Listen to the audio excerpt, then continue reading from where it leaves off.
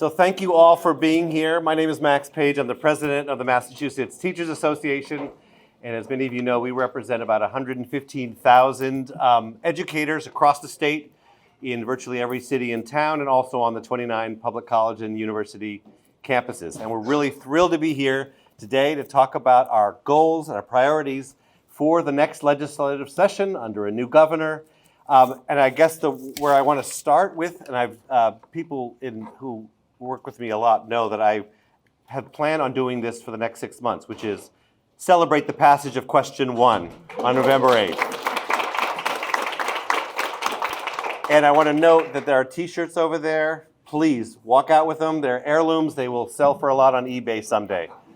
But really, this was an incredible historic victory, and a big thank you to our legislators as well. This legislature, or 2 legislatures, voted 4 times to put this to the people, to give the people the chance to vote on taxing multimillionaires in order to fund permanently, through our Constitution, our public schools and colleges and universities and roads, bridges, and transportation. This is something a lot of us have been working on for decades to make a more fair tax system, and it's incredible that we did it. So I'm really pleased about that, and it sets us up. It sets the table for some incredible opportunities in this coming legislative session. The only thing I want to say before quickly saying hello to and welcome to some of our legislators here is that the only mistake we can make will be thinking too small and having too cramped a vision. One of the great goals of passing fair share was making a more fair tax system. It was generating $2 billion a year for public schools and colleges and transportation.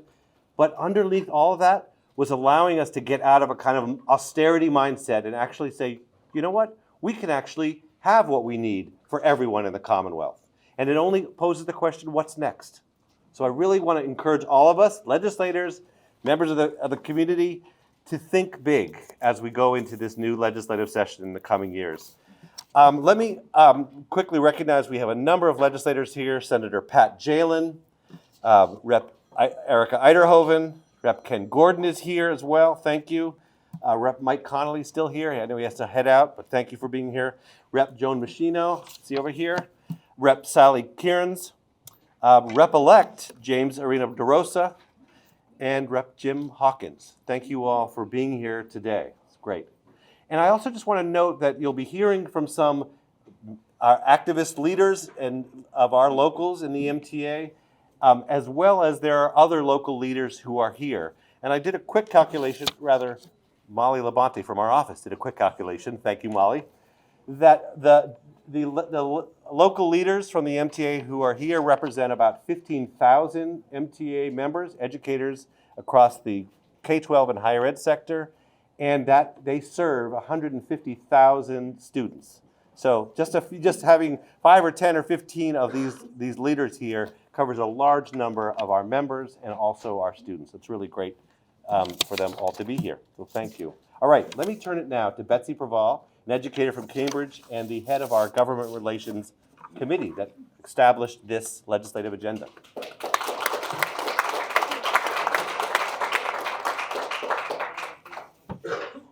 Thank you, Max. Good afternoon, everyone. So the MTA, we are committed to improving working and living conditions of our active and retired members, creating outstanding public schools and colleges for all students, and helping the residents of our Commonwealth lead lives of dignity and justice. Calvin. The historic victory on question 1, the Fair Share Amendment, is one way we achieved these goals, but legislation passed on Beacon Hill is another. MTA's legislative agenda focuses on crucial efforts to be sure that public education, pre-K through higher education, receives a fair share of the fair share.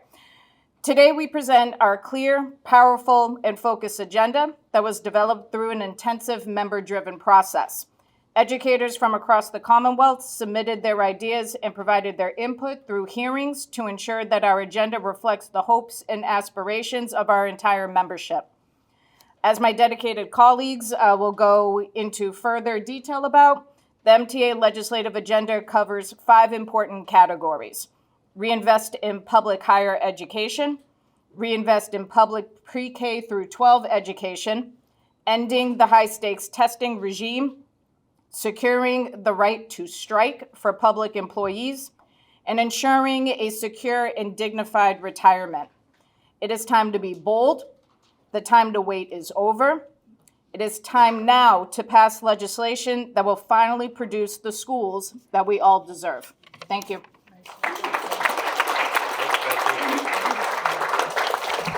Thank you.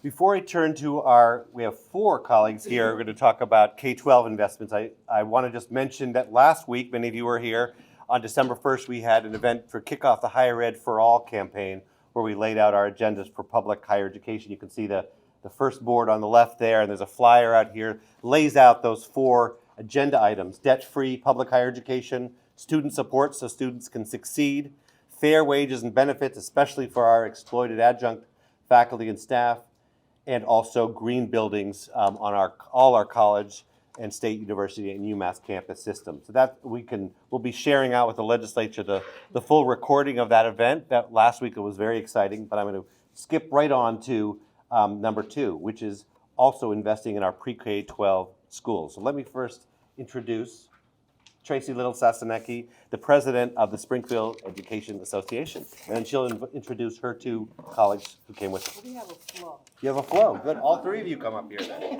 Paige Emerson and Heather Gertzke. Come on up. So we were rehearsing this on the way in the car, so we have a flow here. So Heather's gonna go first. Good thing I can reach up here, right? Ooh. Good afternoon, everyone. First, I would just like to take this opportunity to thank everybody for giving me a platform to share the love I have for the work I do.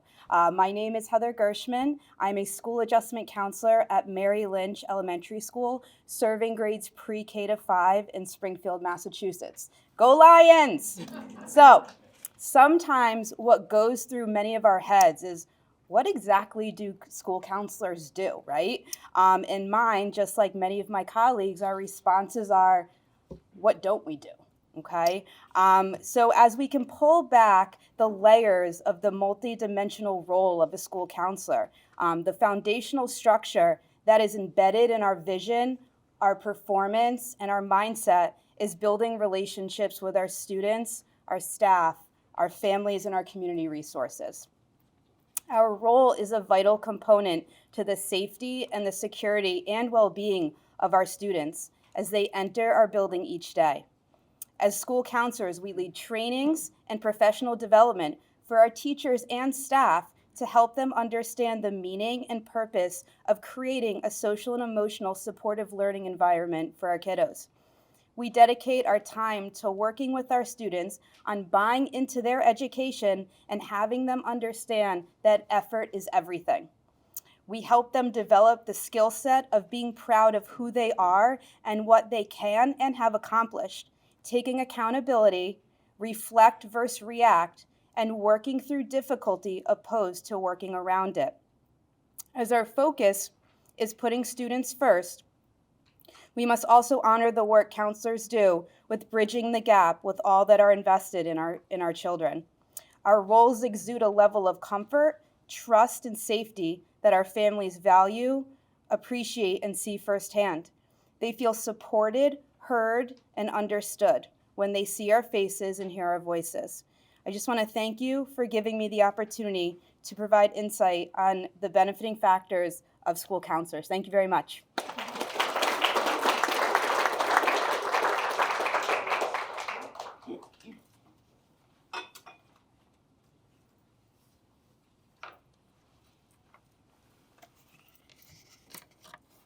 My name is Paige Emerson, and for the past 8 years, I have been a school adjustment counselor in the Springfield Public Schools at Brightwood Elementary.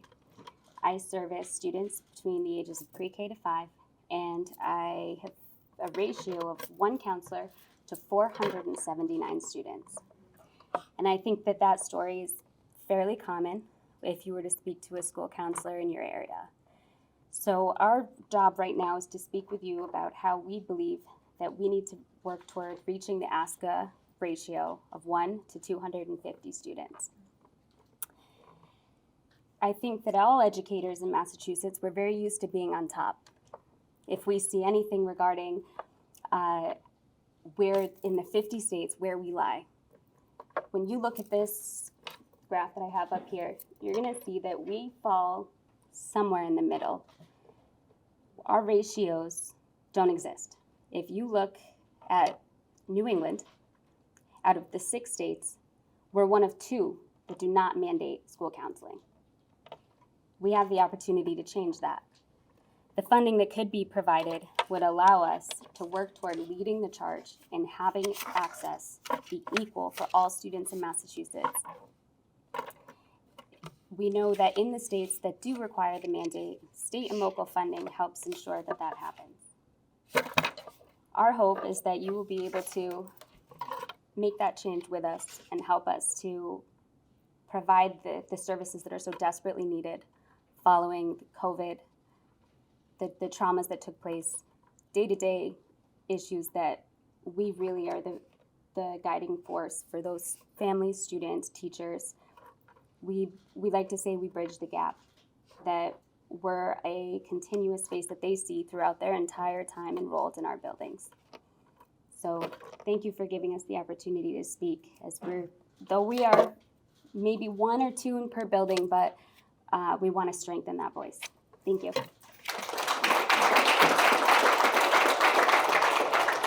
So good afternoon. I've been a professional school counselor in Springfield Public Schools for over 28 years. This past year, I became the president of our local union in Springfield.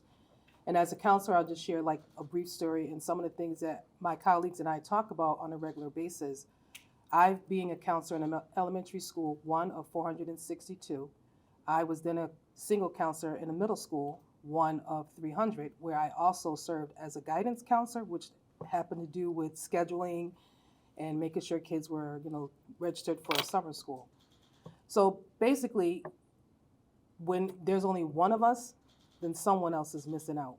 And many times when we look back at our students who fall off the track, we have many of our students who are suffering from mental health issues.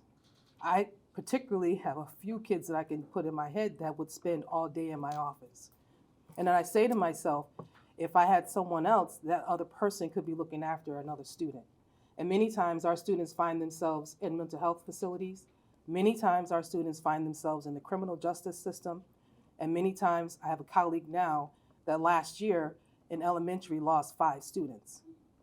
So the money that is for fair share would definitely increase the counseling ratio, which is desperately so needed, so that our kids and our families can have people that they can depend on. Many of us, we were talking about this in the car, we see our kiddos from K through 5. So we're building relationships. And I see kids today that remember me from elementary school, although I don't remember their names, except for the ones that always stayed in my office. But we see those kids and we've built those connections with our families. And so this money would help us divvy out the work and get those kids that may not have been seen because we were taking up time doing other duties, I won't even mention those, but just not being available for all of our students. So thank you.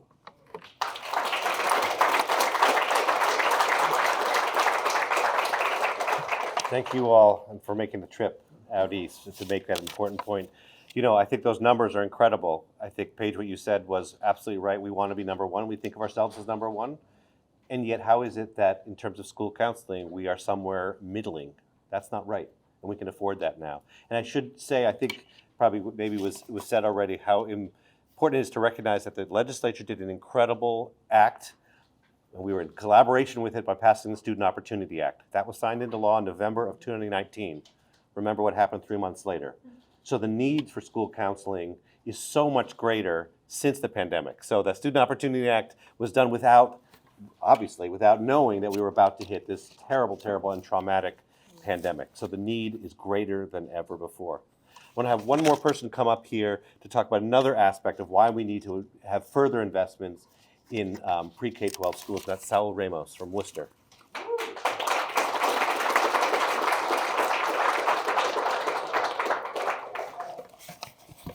Good afternoon, everyone. As Max said, my name is Saul Ramos, and I have been an education support professional an ESP in the Worcester Public Schools for the past 24 years. I am also the first vice president of the Educational Association of Worcester. I'm here to speak about the importance of the MTA ESP Bill of Rights and the urgency for our ESP to be paid a living wage. As my friend Carol Strickland once said, education is the most important profession in the world because without it, there would be no other professions. And the ESP are the pillars of that foundation of what we do. No words could be truer.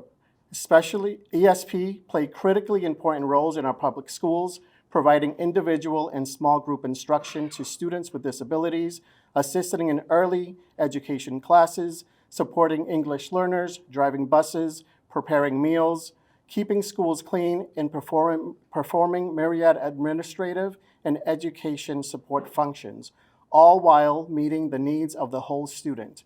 We are educators and should be treated and respected as such. We are the first and last educators our students see every single day. Without us, our schools would not be able to function. As a paraeducator and braillist who works one-on-one with visually impaired students, my primary goal is the success of my students and to help them become as independent as possible. But quite often, I find myself spreading myself throughout the classroom and the school to work also with students who have behavior or learning disabilities, and I also constantly serve as an interpreter or a translator for students who are English language learners. Luckily, I speak Spanish and I'm able to offer these services or even find myself using different resources to translate for languages I do not speak, such as Portuguese and even Vietnamese. There is not a teacher shortage. There is actually an educator shortage. And we continue to lose expertise and many educators that do so many things every single day for our students. Sorry, I lost my place.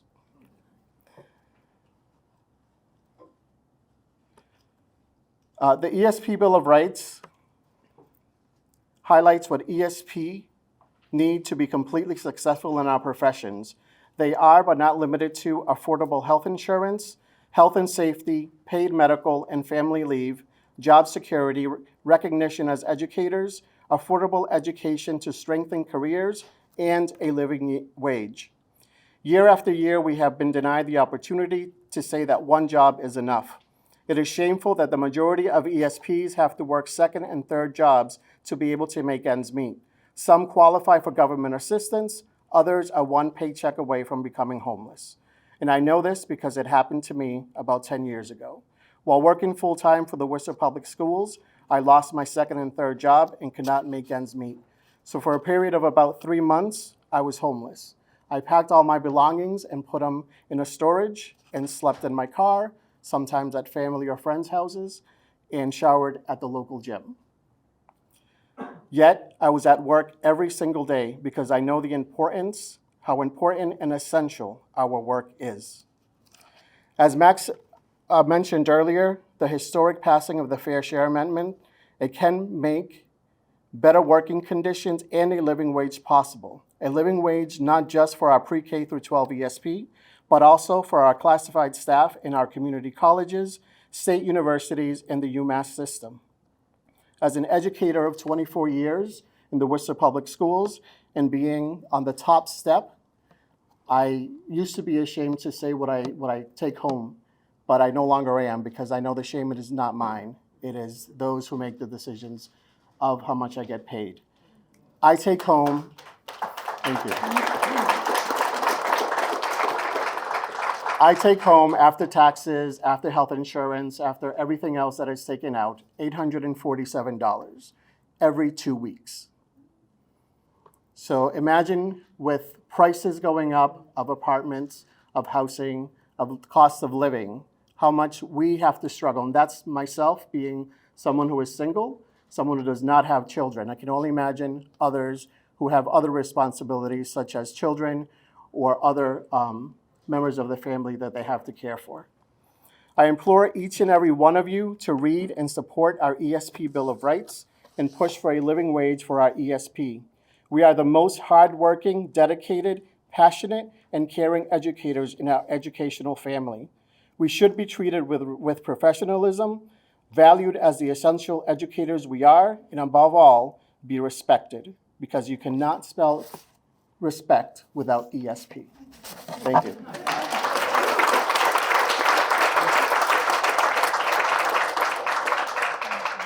Thank you, Saul. That was really fantastic. And I want to note that it's not just a possibility to achieve a living wage, it should be required. It should be essential. How could it be in this state that we have educators, dedicated educators, some of the most important people in our public schools who cannot make a living wage? Look at the chart after we're done and see that nowhere, I believe there's nowhere on there, that an ESP is making what MIT calls a living wage for their area. And I want to commend, though, people in the room such as Jess Winder-Schubo from Brookline, Tim Briggs from Haverhill, others who have been working hard to move that closer to a living wage, but we're not even there yet. So we have to use some of this money. How can we do that? We can provide, we can fix the inflation cap for legislators. It's lifted, it's capped at 4.5% each year, even though inflation has gone further up. That's a simple fix that would help public school districts. We could create a dramatically larger minimum aid fund that districts get and require and say that you have to spend it on things like living wages for ESPs, for more counselors, a nurse and librarian in every school. How about providing subsidies so that districts provide paid family medical leave? People should know, we passed a wonderful law that we supported that provided universal paid family medical leave, except it's not universal because municipal workers were not covered by it. So we still have thousands and thousands of educators who do not have access to paid family medical leave. Those are some of the areas that are needed in pre-K-12 investment, and we have provided the money through the Fair Share campaign. All right, let me move beyond something else, beyond money, which is the time to put an end to the MCAS high-stakes testing system. And I'm going to let Deb McCarthy, our Vice President, launch this, and then Jack Schneider will follow her. Thank you, Max. Much respect to the speakers before me. This is part of a system, a broken system that has been going on for far too long, and it's time to say enough. My name is Deb McCarthy. I'm a 5th grade teacher from the town of Hull. I've been teaching for 25 years, but I needed to leave the classroom because this system is harming students. And it is time to remove the harm, the high stakes, punitive, rank and shame accountability system that has not done anything to address the achievement gap, but has simply widened the opportunity gap to a chasm. I want to address 3 myths about the accountability system. That we have to have the MCAS, or otherwise you couldn't have teachers be held accountable for the important work that we do. In my district, because it really is simply a system of winners and losers. And where I live, my district is closer to a lot of the winners in this game because it's where a lot of wealth is concentrated. And so we are constantly practicing taking the test so that we can be closer to the winners than we are to the losers, right? And in that pursuit of being closer to the winners, we purchased an online assessment program, Galileo, a subsidiary of Pearson and the billion-dollar testing industry. And we test our students at the beginning of the school year, 6 days, in the middle of the school year, 6 days, right before we give the MCAS 6 days, and then the 6 days of the MCAS. But the thing about the Galileo program is it does allow me that when you are engaged in the assessment and you go to answer a multiple choice question, I can see how you answered the question. I can monitor it. And a lot of times with multiple choice, bubble in the answer question, there's a distractor. And a lot of times you can see if the student selected the next best answer. And I can immediately go over and have a conversation with the learner understand why there maybe was, not maybe misthinking, but that why they went for that answer, readjust my curriculum and have that data be about the student. The MCAS, the data comes back when they're in the 6th grade. That data has never been relevant or meaningful. We have never been able to use that data that is about accountability to get a new science program or a science lab. Instead, we've lost our librarian. We've lost our after-school program. We've lost a wonderful, wonderful music band program at the elementary level because we are constantly trying to catch up to the winners so that we won't be the losers. I had the opportunity to go to the hearing at the Board of Education, and we were told that we need to raise the scores, right? Because there's a direct correlation between the score and the amount of money that somebody makes. So it's a good thing, right? If that were the case, the best test takers are in the education profession. We are not the ones making the most money. It's a fallacy. I looked before coming here today. Phillips Academy, regarded as the #1 private high school in the country. $65,000 a year. Milton Academy, $64,000 a year. BC High, $25,000 a year. The best in the country, right? We have some families paying almost $250,000 for high school education. Do they take the MCAS? No. So there's no correlation between the score and the salary that you'll make at the end of the year. That's a complete fallacy. And then the last one that I want to address before I turn it over to Jack. So there was a story in the news yesterday about how, there was a poll and 87% want us to test in social studies and history because we don't teach it anymore. That's right. We have not been teaching history for a long time in elementary school because it's not on the test. But trust me, if you start to test it, doesn't mean we're going to teach it because we don't teach science and we don't teach ELA and we don't teach math at the elementary level. What we teach is test-taking skills. The reason, there's no critical thinking. And the last thing that I have to do because I'm in this place in time, I really want you to think about the state of education. 3 years ago, in the middle of a pandemic, the administrators in my district said we shouldn't be given the test. The superintendent said we shouldn't be given the test. School committee members said we shouldn't be given the test. But you know what? We gave it. Because we are complicit in a system and we're afraid of speaking out and standing up and fighting for the students who are not always winners. And Max, when I was coming into the building, somebody let me know that one of the reasons it's hard to get a parking spot here today is because there's a ceremony for the Gold Star mothers downstairs. Well, my aunt co-founded the POW MIA movement. And as a young girl, I watched her stand up and speak out, even when she was afraid.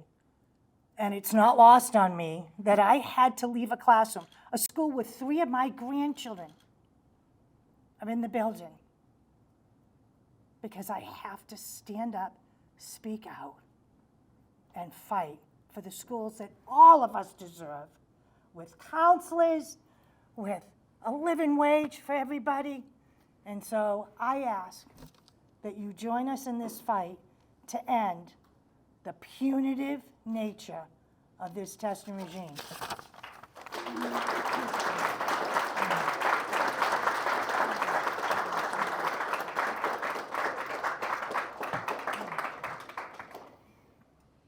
Good afternoon, everybody. It's nice to see all these friendly faces. I know lots of you here. Good to see Rep. Hawkins and Senator Jalen, because one of the titles I have, I'm Jack Schneider, is co-founder of the Massachusetts Consortium for Innovative Education Assessment. They've been two champions of our consortium, as well as of the Education Commonwealth Project, which I'm the executive director of, which is seeking to provide free and open source tools for all public schools and districts here in the Commonwealth to rethink how we measure student learning and school quality.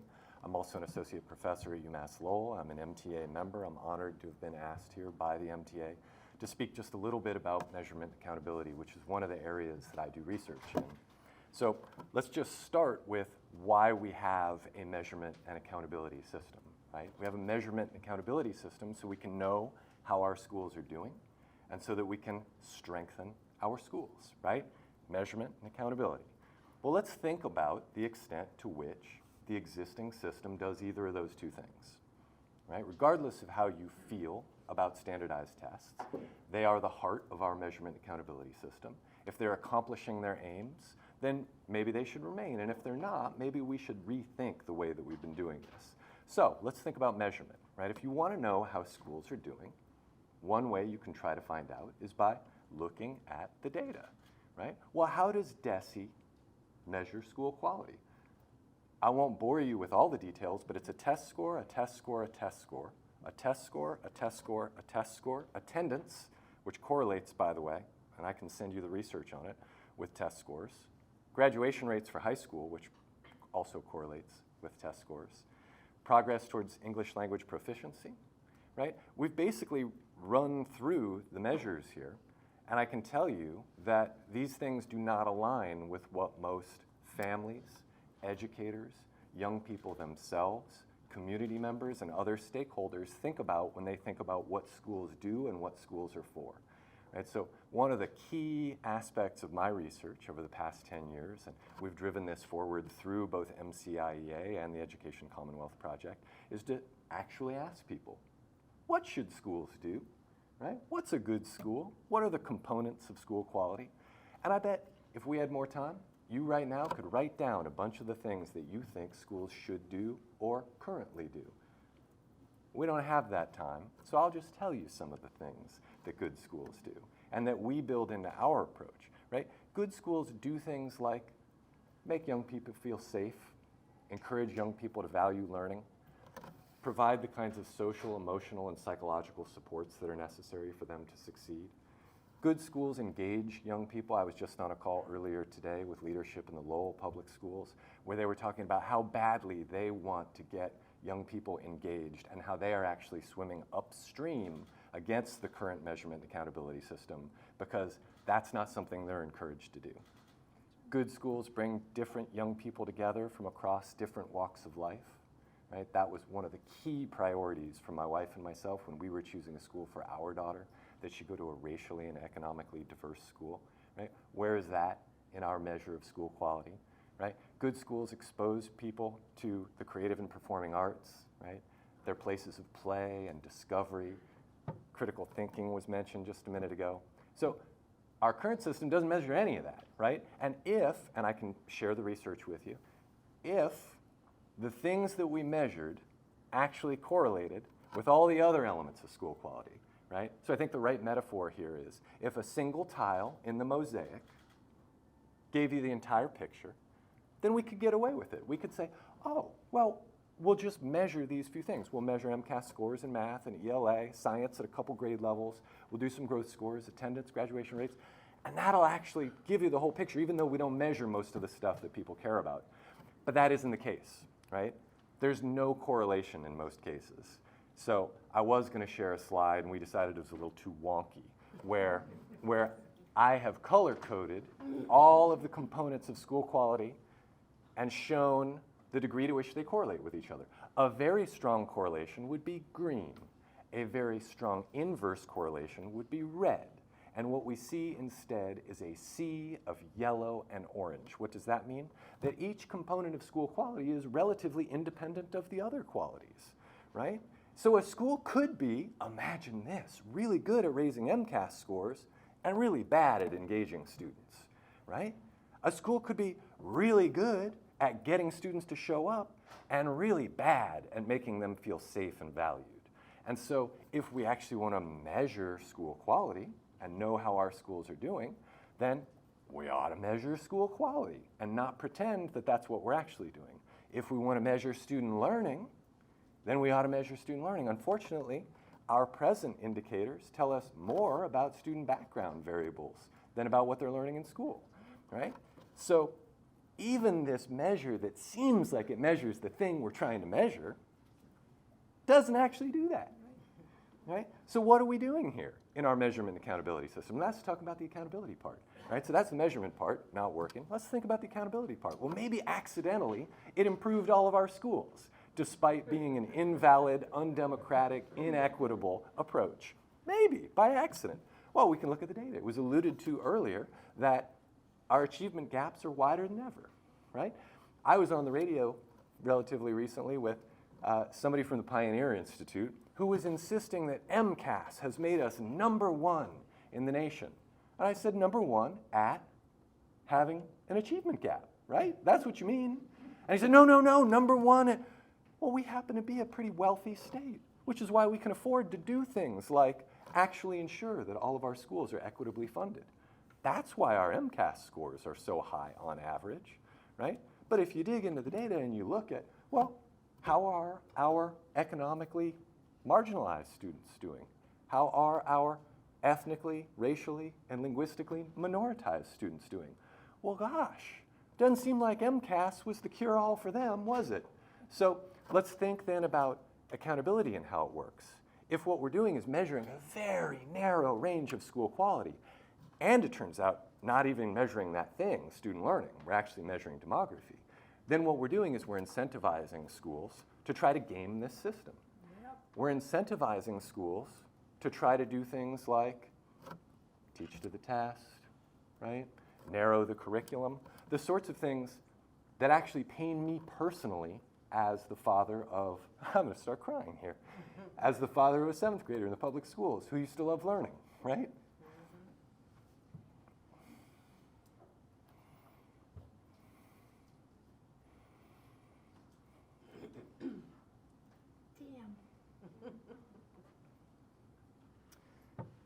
The pain is real. The thing that's worse, there's a worse thing. The thing that's worse is that it exacerbates segregation. After you leave, go on to Trulia or Zillow or Redfin and see how they use ratings of schools to steer people towards particular neighborhoods. I did it several years ago. Google Jack Schneider, Washington Post, greatschools.org. You'll get the link or email me directly and I'll send it to you, right? Had a long conversation with the leadership at Great Schools afterwards, right, which wanted a retraction. I threatened to file a lawsuit. And if anybody wants, I keep floating this idea of a lawsuit against them because I think they're in violation of the Fair Housing Act, right? But what you'll find is that you can slide a bar, 0 to 10. Well, who wants a 0 school for their kids? Not me, I slid it to 10. Well, all the schools in the neighborhood disappeared, right? I can't live there anymore. So I thought, well, 10, that's pretty high standards. Where am I gonna find a 10? Well, all I had to do was zoom out, right? Lots of towns that start with W had 10s, right? Not funny, sorry. Right? Oh, all I gotta do is move to Wellesley. Right? That's where the schools are good, or Weston, or Wayland, right? That's where the schools are good. Well, are they? Is it that that's where the schools are good, right? Or is it that's where our most privileged students go to school? And our narrow, ill-conceived, illegitimate, unjust system of measuring schools actually is driving people to schools that serve privileged communities. And that the very people they're driving are people who already have the privilege to join those communities. You can see how this cycle will reproduce itself, and you can see how already marginalized communities will become even more marginal and stigmatized. This is not a system that works. You want to talk about things like, well, what about MCAS in a 0 stakes setting? Fine, we can talk about that. Let's talk about that. But let's not pretend that the measurement accountability system that we currently have either measures or holds accountable in a way that accomplishes the things we're trying to accomplish for all young people in the Commonwealth. Happy to talk about any of that with y'all later. I can't be Googled because I write pretty frequently for the public and sometimes end up on Fox News. So Jack_Schneider at uml.edu. We'll talk about all the things you want to talk about. Thank you so much.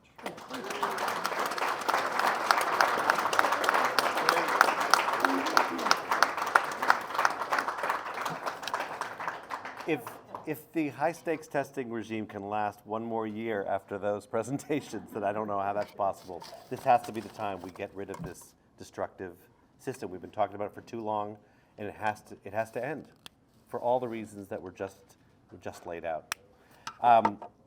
We have two more presentations I want to turn to. We have educators who spent their lives serving the public, serving our students, and they go into retirement and want simply a dignified retirement. And Phyllis Neufeld's going to explain how that's not happening, and we need to fix it.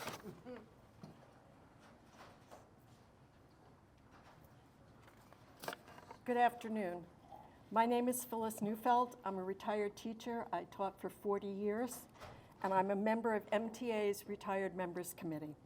I'm here today to bring awareness to the Retiree Pension Cost of Living Adjustment, better known as COLA, which is supposed to offset the impact of inflation on our pensions. And I emphasize the words supposed to offset. For retired Massachusetts state employees and teachers, the COLA benefit has historically been capped, no matter how much inflation grows.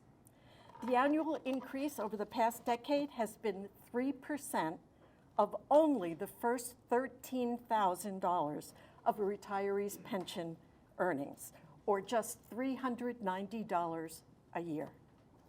This is grossly unfair, knowing how much inflation has risen.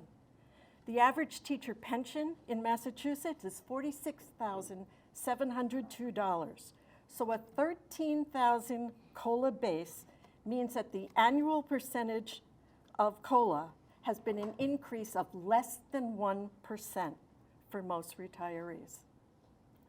For FY23, the legislature raised the COLA to 5%. But even this is less than a 1.5% increase for the average retiree, and it was only for 1 year. By comparison, members of the Social Security system receive a COLA based on their full amount of their benefit. In 2023, that's going to be 8.7%. It's important to remember that Massachusetts public employees, including educators, don't participate in the Social Security system. That means for many of us, it is our state pension that we live on. For those who may have Social Security benefits, either from the private sector or due to a spouse, the federal GPO and WEP provisions mean that the little we do get is dramatically reduced. And I can tell you from experience, because I earned my quarters, I get only a very small portion of what I earned. I once heard that the pension is fine if you die soon enough. The pension starts off fine, but it can't keep up with the rate of inflation. So the standard of living declines if we manage to stay alive. I can't believe that's what the state of Massachusetts intended as the outcome. High inflation, along with rising health costs and other living expenses, continue to erode the value of our pensions, and as a direct result, our quality of life. Food costs have risen dramatically since the pandemic, as almost everything else has. I'm paying more for a washing machine than months ago it was $500 cheaper. Heating and electrical bills are through the roof. My electrical bill is at least 40% higher now than it was just a few years ago.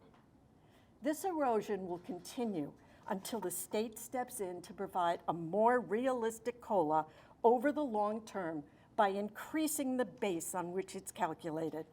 Otherwise, there is no possible way for retirees to keep their standard of living with inflation rising as rapidly as it is. Retired educators deserve a cost of living increase each year that adequately protects our pensions from the ravages of inflation and allows us to retire with dignity and economic security after years of serving our students.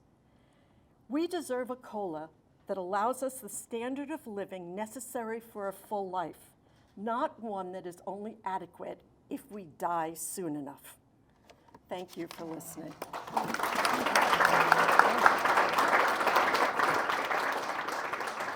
Thank you, Phyllis.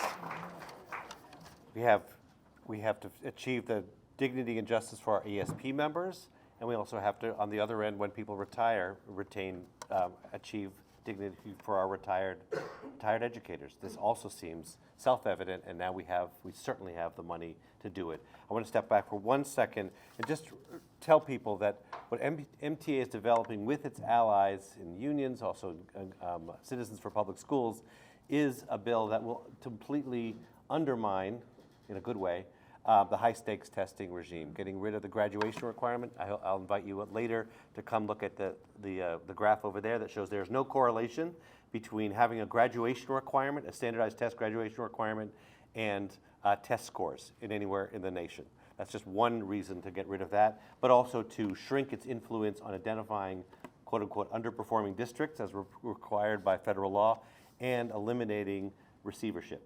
We've done an experiment for the past 12 years, Holyoke, Lawrence, Southbridge, and it's been an abject failure.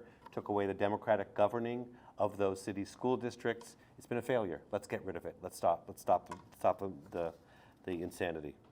Last but not least at all is I want to invite Deb Gesualdo, the president of the Malden Educators Association, to talk about our call for simply retrieving human right, which is the right to strike for public employees.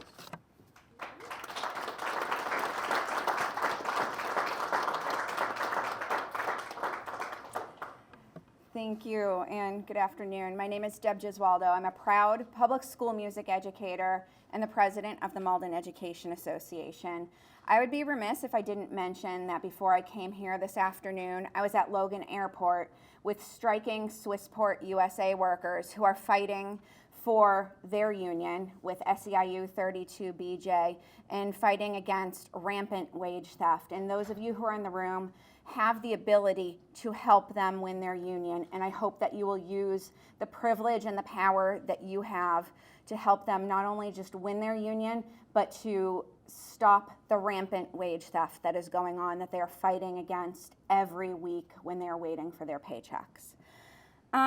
Going on strike is not an easy decision for anyone, especially given the fact that it is illegal in Massachusetts for public sector workers to go on strike. It makes it an even more weighty decision. You might be wondering, how did we get to the point of even considering going on strike in Malden back in October? Well, we went to the bargaining table in May with all of our proposals written, really well thought out. We had had conversations upon conversations upon conversations with our members. We had actually been trying to get dates for bargaining for a couple of months, and we were met with extreme stalling tactics to even get dates for bargaining, and we finally got there in May. We went to the table, we gave over pages and pages and pages of proposals, and we were met with not even questions in response. For 3 months, we didn't even get any proposals in return. For about 5 months, we basically had almost all of our proposals unanswered, unresponded to. For the first 5 months of bargaining, we only received 5 proposals from the school committee. And session after session after session, we sat across the table from a school committee that just looked at us. And I'm not making this up or exaggerating it, because for nearly every bargaining session, we had about 100 silent representatives observing us, not just from the Malden Education Association, but from other MTA locals, from Cambridge, from Brookline, from Wellesley, from as far away as Charlton, came to observe the bargaining process because we opened it up to be really transparent and public. And when I say we, it was the union members that opened it up because the school committee didn't want people to see their extreme stalling tactics and the disrespect, the disregarding of our educators, and the demeaning that happened throughout the process. After 6 months of unanswered proposals and only a smattering of proposals from the school committee that didn't even reflect the goals of equity and inclusion that the district purports to have, the educators of the MEA couldn't withstand any more of the disrespect or any more of their extreme stalling. So the inaction of the school committee was hurting everyone: educators, students, families, the community. It was hurting all of us. And so the only thing that we could do, because we had tried everything, the only thing that was left for us to do was to go on strike. And so we decided that's what we would do. And going on strike was an act of love for our students, for our community, for each other, and for other locals across the Commonwealth. And I look out at my friend Tim Briggs, and I'm gonna cry as I talk about this. I look out at Tim Briggs from Haverhill because it was an act of love in Haverhill too, where students and educators weren't safe in their school buildings. We weren't safe in our school buildings in Malden. And we still have miles to go before we sleep. And we had no choice in Malden. They had no choice in Haverhill. And we had to take an illegal action because that illegal action is what was right. And it shouldn't be illegal. We shouldn't be putting our careers on the line to make it right because the school committees refused to do what's right. Students supported our strike. The community overwhelmingly supported our strike. And union educators and our locals and across the Commonwealth and across the country, all the way across the Atlantic in Europe, all the way into Central and South America, supported our strike because it is what was right. We went on strike not just for ourselves, but for the schools our students deserve and for the common good, because we were fighting for housing justice and housing security for our students, and the school committee would not engage in conversation about keeping our students and their families in their homes, and that was vile. The right to strike is a human right, and the continued prohibition on the right to strike is a continued prohibition on every single blessed public sector worker's right to free speech. We shouldn't have less rights than any other worker in the Commonwealth of Massachusetts. And continuing to deny our right to strike is also saying no to the community and to our students who stand with us when we're bargaining our contracts that create better learning environments for them and contracts that contain common good language that lift up our entire community. Lifting the prohibition on the right to strike will actually guarantee that contract bargaining is taken more seriously by elected officials. Nobody wants to go on strike.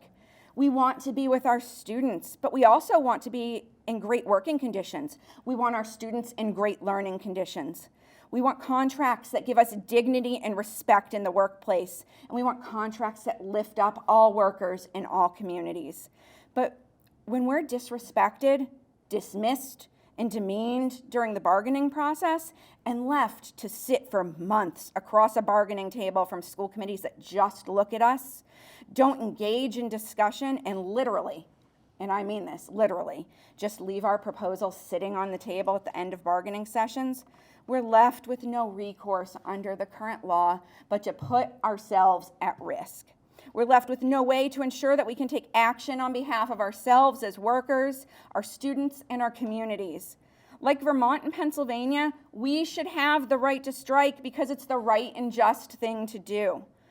Once the strike vote was taken in Malden, the school committee finally after 6 months, engaged in real discussions with us and responded to proposals that had been sitting unanswered for those 6 months. Had they taken our strike vote more seriously, they wouldn't have waited until Sunday. We took the vote on a Friday. They wouldn't have waited until Sunday to meet with us. They would have met with us on Saturday as well as Sunday, and we would never have had to actually go on strike. The school committee, after 12 hours, almost 12 hours of bargaining on a Sunday, where Max Page sat with us, Deb McCarthy sat with us, other presidents of other locals sat with us, the president of the National Education Association sat with us and saw what happened. We bargained for 12 hours, and the school committee caucused after 11, 12 hours and decided they didn't want to talk anymore because they didn't want to talk about a living wage for education support professionals who are making $22,000 a year. So they decided they didn't want to talk anymore, and they declared impasse, and they walked out of the room even after we implored them to continue talking to us. But you know why they walked out of that room? They told people we couldn't do anything about it because public sector strikes are illegal, and because they're illegal, we would all be in the schools the next day at work, business as usual, because we couldn't actually call the strike and go on strike. Well, you know what we did? We called the strike, we went on strike, and the next day they met with us for another 4 or 5 hours, and we came to an agreement.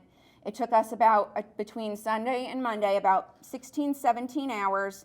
And in those 16, 17 hours, we got a contract that we couldn't do in 6 months because the school committee refused to do it. Workers shouldn't have to take this unending disrespect in the workplace and expired contracts for months or even years sometimes just because the school committee doesn't want to engage and doesn't want to talk about wages, especially living wages for people who are making poverty wages, people who are serving our most needy, medically fragile students, just because they don't want to engage in the collective bargaining process and they don't want to respect workers, students, or the communities.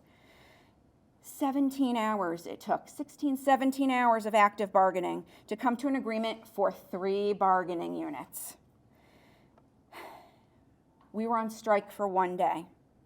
1 day.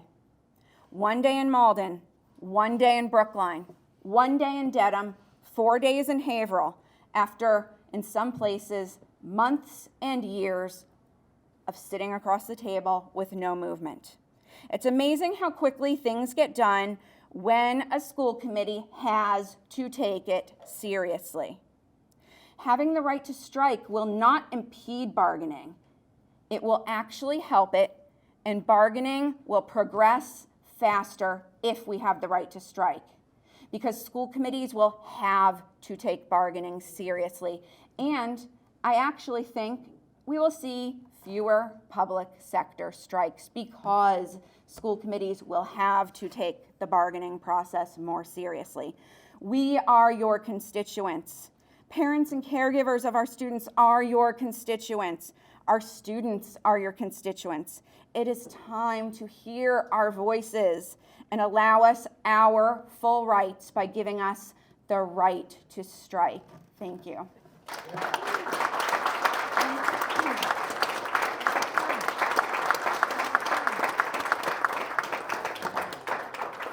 Thank you, Deb. And I do just want to make sure everyone knows that the president of the Brookline Educators Association, Union, Jessica Winter-Schubo is here, and Tim Briggs from Haverhill. And I just want to underscore that last point, which is beautifully said. It's a public service. It ends a long-standing dispute that has gone on often, I think it was 2 or 3 years in Brookline, and ends it quickly, and it produces better schools. All the contracts achieved by Haverhill, by Malden, by Dedham, by Brookline, achieved closer to living wages for ESPs, include more safety for educators, and started on the path towards fighting for housing justice for Malden families. So this is something that needs to happen. It's 100 years old. It comes from, frankly, an attack on the Boston police force back in 1919. But it is time now to achieve this, because it's, for those in the building who are friends of labor, proclaim themselves to be friends of labor, it's time now to achieve the right to strike. Return what is a human right back to the public sector workers. So we've come to an end. I just want to say thank you all for being here, and let us now pass all these 5 bills. We're glad to talk after with you about each of them and provide whatever information we can. Thank you all for being here today. Thank you.